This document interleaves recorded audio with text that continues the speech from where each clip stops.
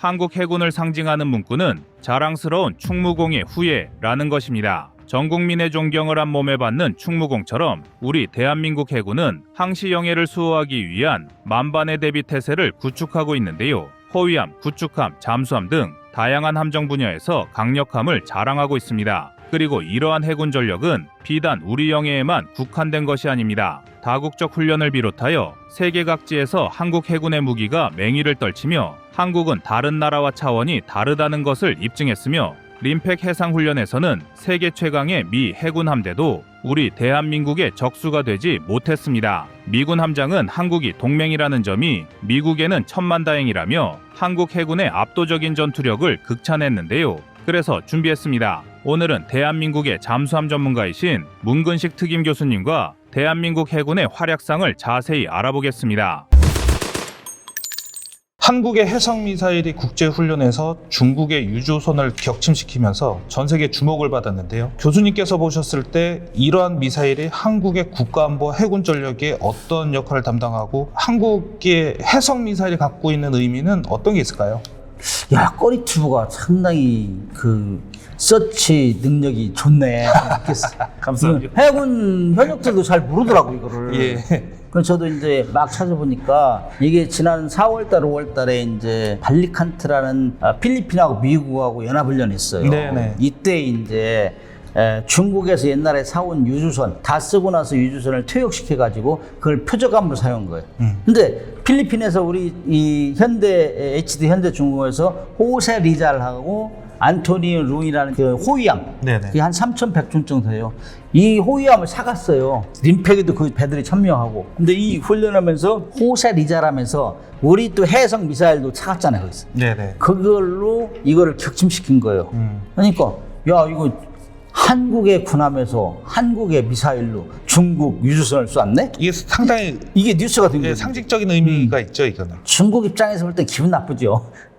그런데 이건 훈련이니까 엄연히. 그래서 이제 큰 이슈거리가 안 됐는데 이 미사일이라는 거는 과거에는 이제 저 현역 시절만 해도 포를 쏴가지고 누가 이 오차를 근접해서 쏘느냐를 가지고 탑건을 뽑았어요. 지금도 뽑긴 하는데 당신은 거함거포였나요?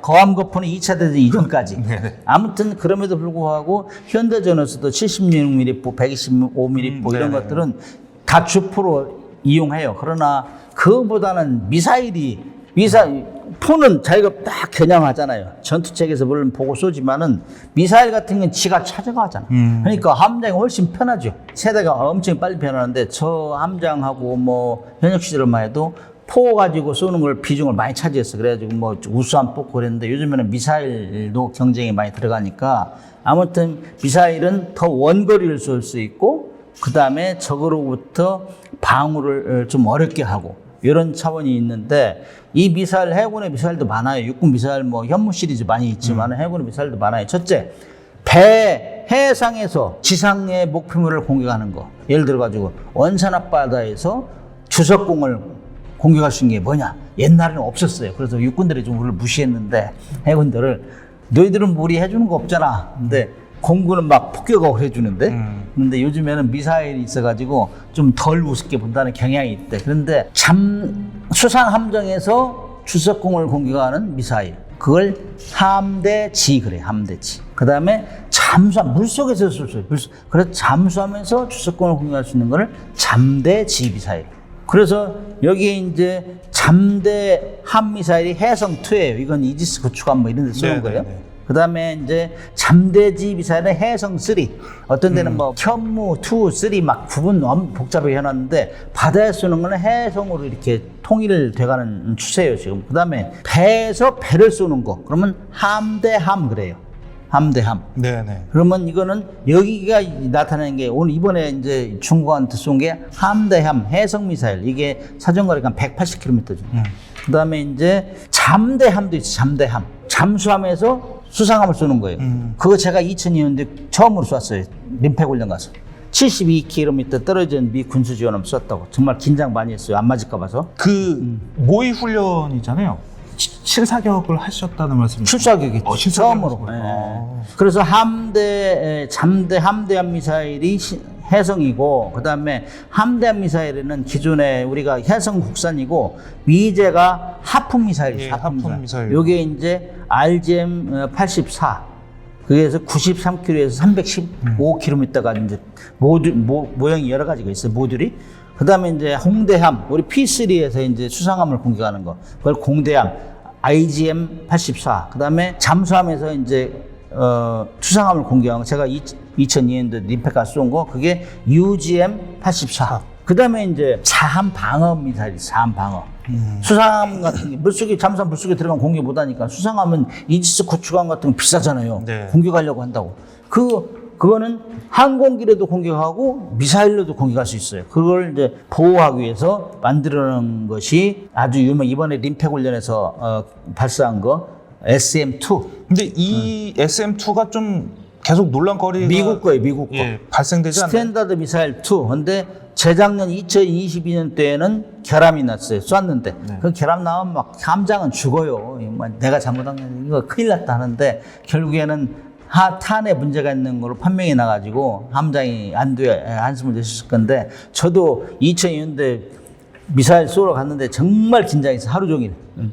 초긴장했는데 맞아가고 다행인데 그게 SM2 이번에는 맞았다고 그래요. 그 다음에 이제 15km까지 날아오는 비행기나 유도탄을 쏘는 거를 시스페로. 그 다음에 알렌 롤링 에어프레임 미사일 해가지고 미국 거 이것도 10km. 그 다음에 가장 근접했을 때 5km 이내에서 자동으로 발사되는 게 이제 골키퍼 그래요. 그래서 이거는 이지스 구축함하고 충무공 이순신급 이런 데 있는데 이건 3중 방어예요.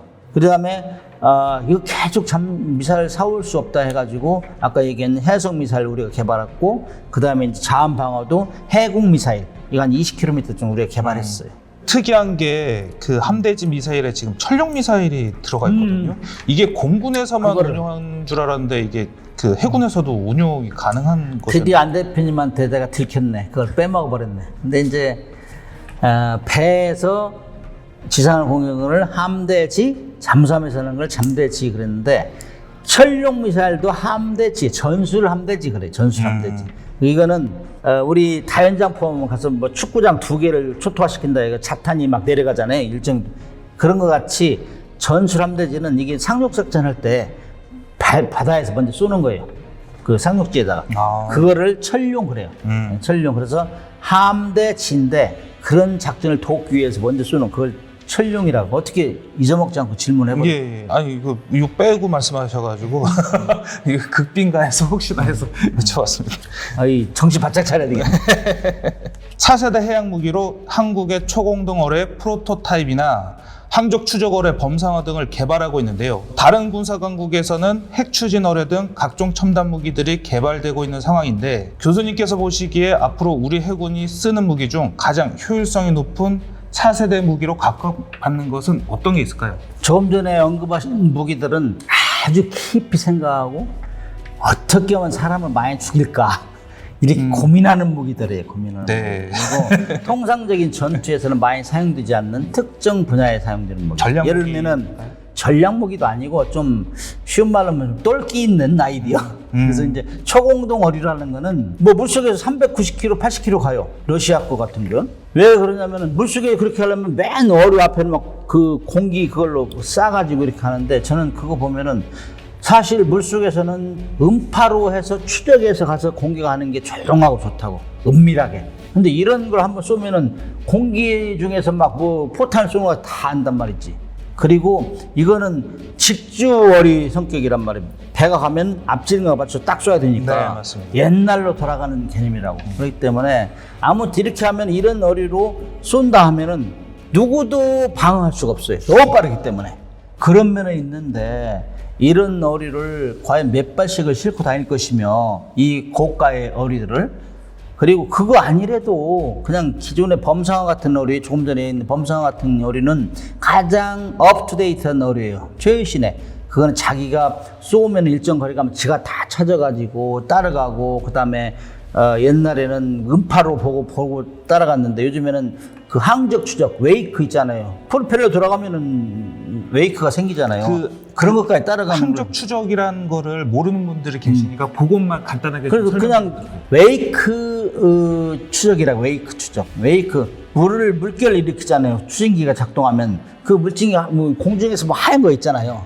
비행기 타고 가다 보면 네네네. 그런 걸 따라가는 거예요. 그런 걸. 그런 무기들은 오히려 좋죠. 그래서 이제 조금 전에 초공동 어뢰는 지금 우리 국가연에서도 개발하고 있어요.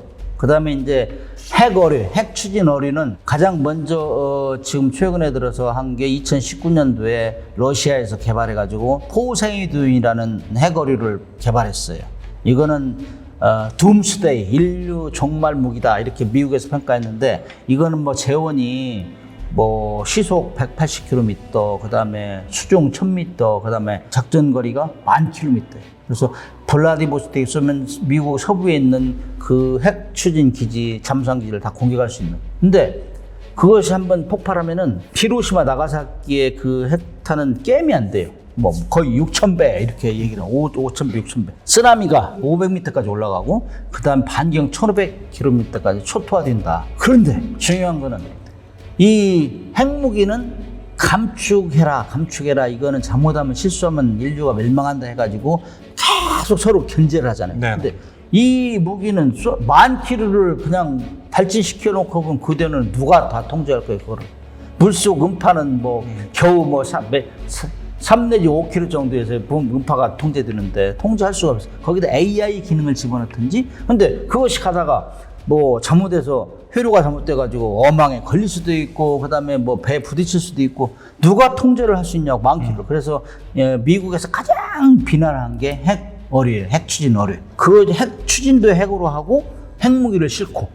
그래서 그거를 모방해서 한 게 북한의 해일이에요. 해일. 무인 수중 공격정. 예전에 러시아에서 핵 추진 어뢰를 개발했다고 그 천명했을 때 이 핵 어뢰가 지금 계속 그 무서운 무기라고 말씀을 해주셨는데, 적성국 앞에다 깔아놓으면은 그 나라들이 모른다는 얘기가 있었거든요. 개념, 그 작전 운용 개념은 원거리에 쏘는 거예요. 네. 왜 그렇죠? 10,000km까지 만들겠어요. 사전 거리를, 예. 작전 거리를. 그거는 자기들이 쏘고 사전 입력시켜놓고 쏘고 나서 무책임하게 있는 거죠. 통제가 안 되니까. 그래서 미국에서 가장 비난한 게 이 정말 반인륜적인 무기다. 이거 당장 없애라. 그렇게 했는데 그거를 북한이 지금 따라가고 있다는 얘기예요. 그래서 핵 무인 수중 공격정이라고 했잖아요. 거기에 네. 이제 뭐 북한은 핵 추진은 아니고 그냥 일반 배터리로 하는데, 이미 그것도 뭐 거의 71시간 항해 성공했고 1,000km까지 했으니까 우리 항구하고 일본 항구는 공격할 수 있단 말이에요. 그래서 그런 걸 만들어내고 있어요, 지금. 그래서 그런 것들은 특정 목적에 의해서 만들어낸 것. 핵어뢰, 초공동 어뢰, 그다음에 범상화는 뭐 일반 어뢰 중에 가장 최신이니까 그건 괜찮은데, 이런 건 특정 무기다. 특정 분야고 아직 실용화는 되지 않은 단계다. 그러나 그런 방향을 가고 있다. 왜냐면은 이제 군 작전 개념이 인구 절벽 시대, 전 세계가 그렇잖아요. 그래서 어렵고 힘든 거 안 하려고 해요. 그래서 무인으로 가기 때문에 그 무인으로 이렇게 공격하려고 하는 그런 개념으로 발전되기 때문에 이런 이상한 무기가 생겨나는 거예요. 교수님께서 2002년도 림팩 훈련에 참가를 하셨다고 하셨는데, 그 2002년도 림팩 훈련이 대한민국 림팩 훈련 중에 전설로 남아 있거든요. 그 부분에 대해서 직접 참가하신 당사자로서 비하인드 스토리나 뭐 국민들께 알려드릴 수 있는 뭐 좋은 이야기거리가 있을까요? 우리 한국에서 이제 세금을 내는 국민들이 좋아하는 거는 우리 군인을 어디 파견하면, 뭐 이런 올림픽에 파견하면 등수 안에 드는 거 다 좋아하잖아요. 역시 군 작전도 우리 군인들이 가서 잘하면 좋아하는 건 당연한 거라고 봐요. 그래서 조금 전에 2002년도에 전설이라고 하는데 그건 잘못된 정보고, 꺼리튜브가 좀 정보가 좋은데 그건 좀 틀린 거 같아요. 1998년도에 3년 선배가 함장할 때 가서 잘했어요. 그때는 이제 미국 사람들이 야, 저 작은 잠수함으로 작전을 잘할까 했는데 너무 준비를 잘해가지고 가상 공격을 해서 굉장히 기대 이상의 효과를 냈어요. 그래가지고 정말 잘한다 이렇게 미국이 잠수함 사령관이 칭찬을 하고, 그래서 이제 그 신문에 나오고 그랬어요. 그래서 그건 잠수함 작전을 처음으로 가서 이제 태평양에서 한 거예요. 그거는 상당히 회자되는 것이고, 저는 2002년도에 갔고 그다음에 후배가 또 2004년도에 갔는데, 저는 그때 갔을 때는 잠수함에서 처음으로 유도탄 발사, 잠대함 유도탄. 제가 잠수함 함장하면서 잠망경으로 보면서 쏴요. 파이어 하고 나서 나갈 때 딱 찍은 사진이 명품이죠, 명품. 숫자가 거꾸로 돼 있어요. 왜 사람 왜 숫자가 거꾸로 되느냐? 잔망경에 사진기 거꾸로 매달게 돼 있어요. 아, 네. 그래가지고 연발로 찍었는데 그 사진 유명하고 훈련이 매 2년마다 하는 틀려요. 이 각본이. 근데 저 같은 경우는 110마일 곱하기 110마일을 주더라고. 거기 이 미군에서 네. 할당을 거기에 저는 있는 것이고 그쪽에 항공모함전대 통과해 줄 때 그때 이제 공방전을 하고 그러기 때문에 서로 위치를 알잖아요.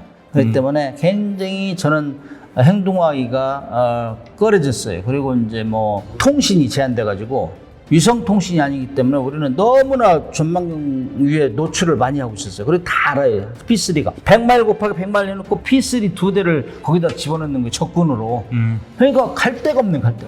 그래가지고 야 이거 훈련 정보를 받으려면은 마스트를 올리고 이제 정보를 받아야 되는데 우리 통신기는 한참 있어야 받아요. 미국 같은 경우는 UHF 통신해가지고 금세 받아가 내려가는데 그것 때문에 괜히 힘들었어요. 그래서 제가 훈련 끝나고 와서 이거 개선해야 된다. UHF 통신을 바꿔라. 유성 통신을 받아야 된다. 그래가지고 저 다음에 간 후배는 그걸 바꿔갔어요. 그래가지고 훈련을 하기에 좀 용이했지.